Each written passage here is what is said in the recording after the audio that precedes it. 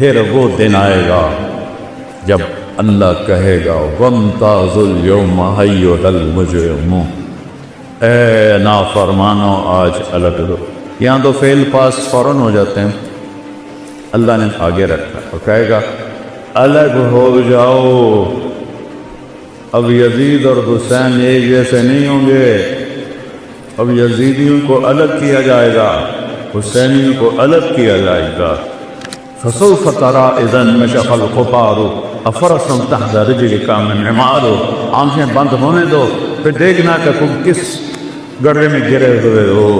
فکشفنا عنك غطاءك فبصرك اليوم حديد، آج تیری آنکھوں نے نقاب اٹھا دیا ہے، دیکھ اپنی گندگیاں، دیکھ اپنی برائیاں، دیکھ اپنی قباحیاں، دیکھ اپنی ضلالتیں۔ آج سچوں کو الگ کیا جائے گا، جھوٹوں کو الگ کیا جائے گا، ایمان والے الگ ہوں گے اور کافر الگ ہوں گے، بدمعاش الگ ہوں گے، نیک الگ ہوں گے، سچے الگ ہوں گے، جھوٹے الگ ہوں گے۔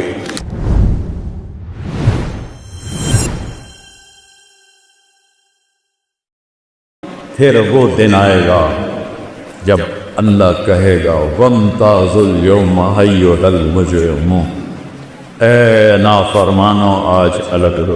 یہاں تو فعل پاس فوراً ہو جاتے ہیں، اللہ نے آگے رکھا اور کہے گا الگ ہو جاؤ۔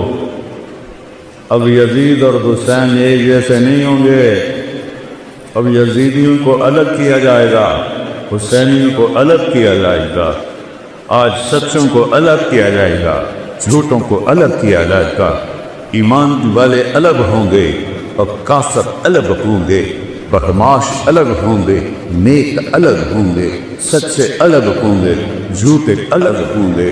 اور اس دن یود المجرم لو یفتدی من عذاب یومئذ ببنیہ وصاحبتہ وأخیہ وفصیلتہ التی تؤویہ ومن فی الارض جمیعا ثم ینجیہ کلا۔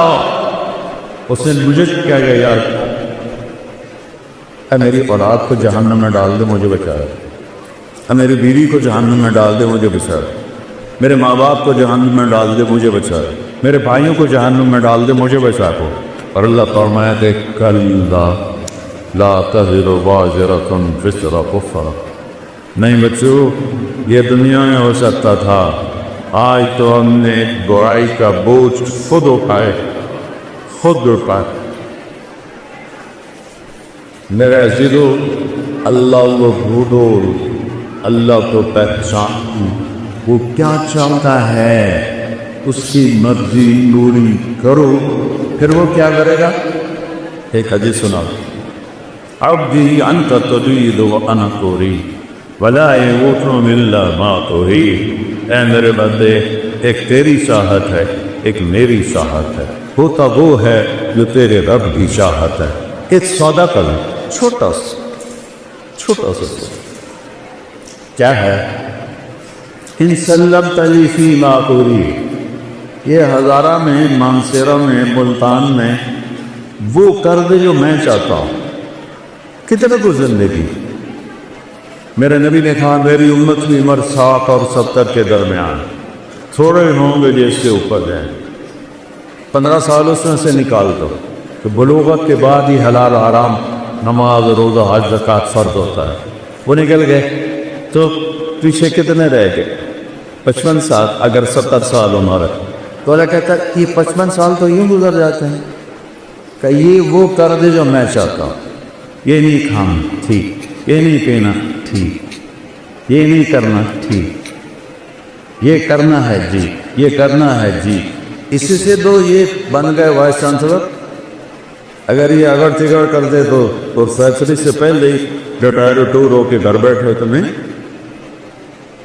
تو ہر بادشاہ چاہتا ہے رعایا میری مانے، تو اللہ سے بڑا تو بادشاہ ہے کوئی، سارے بادشاہ مر گئے، نہیں خبر ہیں اب کی، دنیا کا سب سے بڑا بادشاہ تھا چنگیز خان، دنیا کا 22% حصہ اس نے فتح کیا، آج اس کی قبر کا نشان۔ ایک سائنسدان نے منگولیا میں 35 سال گزارے اس کی قبر ڈھونڈنے کے لیے، گورا تھا نہیں ڈھونڈ سکے، یہ تو ایسی بے نشاں کر دیتی۔ 2 करोड़ इंसान उसने ज़बह कर दिए, और सबसे ज़्यादा ये 2 करोड़ सारे मुसलमान ही थे तकरीबन। सिर्फ चाइना पे जब हमला किया तो वहाँ जो कतर और आरबदी और बुद्ध लोग थे, बाकी सब उसने इस्लामी मुल्कों को तबाह किया। आज उसकी कब्र पर बनी निशान है। तो मेरे अजीज़ों, अल्लाह कहता है इंसल्लम तली फीमा उरी, ये थोड़ी सी ज़िंदगी है और मैंने को तुम्हारे ऊपर पहाड़ नहीं डाला, पहाड़ नहीं डाला। तौहीद को मानो, रिसालत को मानो, ला इलाहा इल्लल्लाह मुहम्मदुर रसूल। एक अल्लाह बंदगी के काबिल, एक अल्लाह इबादत के काबिल, एक अल्लाह पुकारे जाने के काबिल, एक अल्लाह मदद के काबिल, एक अल्लाह देने वाला और हम सब देने वाले, एक अल्लाह सुनने वाला और हम सब सुनाने वाले। मखलूक को मुसलमान नहीं पुकारता। हमारे यहाँ तो जो मर गए हैं उनको भी पुकार रहे होते हैं, तो जो कब्रों में चले गए तुम्हारी कहाँ सुनेंगे। ये जो यहाँ शारत से ज़्यादा करीब है, जो सोने खाने पीने से पाक है, उसको कहो या अल्लाह। वो 70 दफ़ा जवाब देता लब्बैक लब्बैक या अब्दी। एक बुत परस्त था पानी जी, वो 70 बरस या सनम या सनम या सनम, सामने बुत पड़ा हुआ था। एक दफ़ा लफ्ज़ से निकल गया या समद, सनम समद फ्रीक्वेंसी एक है। तो मेरे अल्लाह ने कहा लब्बैक या अब्दी। फरिश्ता ने कहा अल्लाह हुई के बोला है, तुझे जानता ही नहीं। तो 70 साल से इंतज़ार कर रहा कि कभी मेरा बंदा मुझे भी पुकार। आज चाहे तो इसने भूल के पुकार मैं चोआ। और ऐसे अल्लाह से तुम दोस्ती तोड़ के कभी सुख की जिंदगी जी सकते। ये दुखों भरा जहान है, अल्लाह को चुप। हुसैन नेज़े पे सर है और होंठों पे मुस्कुराहट। और इब्ने ज़ियाद जब कत्ल हुआ और उसकी खोपड़ी को सर को ला के रखा गया मुख्तार के सामने, एक छोटा सा सांप आया और जा की आवाज़ है, सारे पीछे हट गए। इतना सा सांप वो आया, उसकी नाक में घुसा और मुंह से निकल गया और फिर एक तरफ जाके गायब हो गई। हुसैन नेज़े पे मुस्कुरा रहे हैं और उनके कातिल के साथ ये हो रहा है। आगे को उसके खबीस के साथ कब्र में क्या हो। फिर आवाज़ है जा, वो आया। तो वही सांप दोबारा उसकी नाक में घुसा और मुंह से निकला, फिर नाक में घुसा और मुंह से निकला और फिर गायब हो गया। ये तो अल्लाह ने दिखाया कि खबीस था, दुनिया में ये कर रहा हूँ, आगे क्या हो। यजीद ने जब मदीने पे हमला कराया तो उसका लश्कर का सालार था मुस्लिम बिन उक़बा मिर्री कबीला कतर में बहुत आबाद है आज भी। तो उसके बाद वहाँ कत्ल व गारत करके मक्का हमला करने जा रहा था। तो जहाँ हाजी एहराम बांधते हैं अभी आ रहे आई, इसका पुराना नाम है ज़ुल्हुलैफ़ा, वहाँ जाके वो मर गया, बुढ़ा था खबीस। तो लश्कर ने दफन किया और एक और सरदार को अमीर बना के मक्के पे हमला करने चल पड़े। तो मदीने वालों ने कहा कि इस बदबख्त ने हमारी इज्जतें लूटी, हमारी बच्चियों के साथ जिल्लत का सलूक किया, चलो इसकी कब्र खोदो और इसको सूली पे रखा। तो सारा मदीना गुस्से से तार हुआ, उसकी कब्र पे पहुंचा। जब कब्र की मिट्टी हटाई तो वो लब से लेकर नीचे तक अंगारों से भरी हुई थी और मुस्लिम बिन उक़बा की लाश उन अंगारों में ऐसे लोहे की रॉड की तरह सुर्ख पड़ी हुई। जब लोहा सुर्ख होकर पिघलने के करीब होता है, इस तरह उसकी लाश की हालत थी। तो लोगों ने कहा अल्लाह ने बदला ले लिया, बस हमें ज़रूरत को ली, उस खबीस वक्त दोबारा मर के डाल दी। अल्लाह काफ़िल नहीं है बच्चों, इम्तिहान है। इम्तिहान में रिजल्ट तो नहीं निकलता, रिजल्ट तो कुछ दिनों के बाद आता है। हमारा रिजल्ट मौत के बाद है। तो अल्लाह ताला कह रहा है बस ये चंद साल मेरी माने, जो कहो चुप करके करता है। پھر کیا ہوگا؟ کفیک بما ترید، جو چاہو گے کروں گا. سب سے بڑی چاہت ہے موت کمائے. بوڑھے سے بوڑھے بھی نہیں کہتے دعا کرو خاتمہ ایمان پر، کیا کہتے دعا کرو اللہ زندگی دے صحت. فطرت ہے یہ، نہیں تو کوئی عیب کی بات ہے، فطرت کی بات.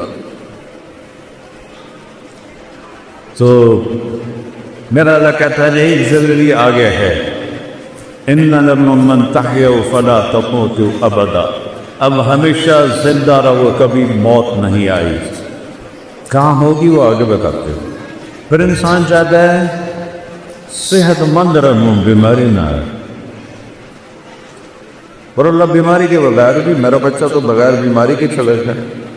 تو دوسرا اعلان ہوگا ان لکم من تشبہ فلا تحرموا ابدا، ہمیشہ جوان رہو، کبھی بڑھاپا نہیں آئے گا. پھر ہوتا ہے جوانی بھی مل گئی، زندگی بھی مل گئی، تو تکلیفیں نہ، تو اعلان ہوگا ان لکم من تصدوا فلا تسقموا ابدا، اب ہمیشہ صحت مند رہو، کبھی بیماری نہیں آئے. 6 سال سے میں سر درد کو پالے ہوئے در بدر چل رہا ہوں، نہیں رک رہا. تو کیا کر، اللہ کی تقدیر بے رب راضی نہ پڑ. امریکہ تک کے ڈاکٹر، کینیڈا کے ڈاکٹر، انگلینڈ کے ڈاکٹر، جب وہ مسیحی نہ چاہے تو نیچے والا کہہ کر درد منت کشے دوا نہ ہوا، نہ اچھا دعا برا نہ ہوا، غالب کہہ گیا تھا. پھر چوتھا اعلان ہوگا زندگی مل گئے لا تموتوا، جوانی مل گئے لا تحرموا، صحت مل گئے لا تسقموا. اب چوتھی چیز رہ گئی، جوانی بھی ہو، صحت بھی ہو، بڑھاپا بھی نہ ہو، پیسہ نہ ہو، تو کس کام. تو اللہ کہے گا ان لکم من تنعموا فلا تبرسوا ابدا، اب ہمیشہ بادشاہت کرو، مالداری نہیں، بادشاہت کرو، کبھی زوال نہیں آئے گا. یہ کہاں ہے؟ یہ جنت میں ہے.